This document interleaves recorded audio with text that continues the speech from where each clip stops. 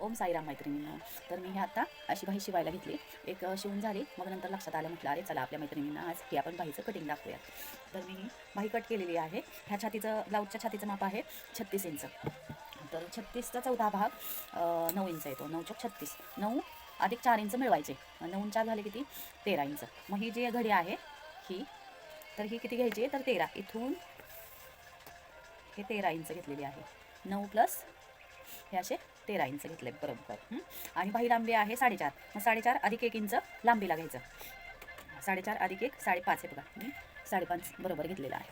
आणि मग नंतर ही आपली घडीची बाजू आणि ही जी आहे ती आपले खुल्ले हे ओपन भाग. मग ह्या ओपन भागाची जेवढे हे 5.5 आहे, ह्या 5.5च्या मध्ये करायचा 2.25 इथं. आणि ह्या मध्यावर खून करून फक्त राऊंड थोडासा हे 5.5 आणि हे 2.25 ह्याचा राऊंडमध्ये असा कट हे बघा, हे असं करायचं.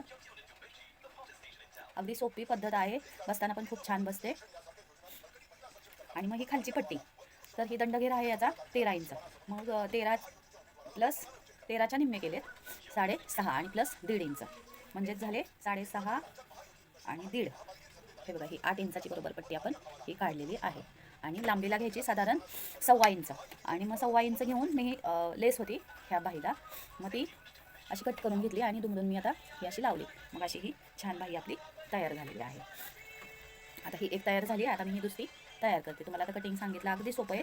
तरी मी ह्याचा व्हिडिओ यूट्यूबला नक्की टाकणार आहे. मग त्यावेळेस तुम्हाला जर डिटेलमध्ये हवी असेल तर नक्की यूट्यूब चॅनलला माझ्या सर्च करा. ओके, बाय मैत्रिणींनो.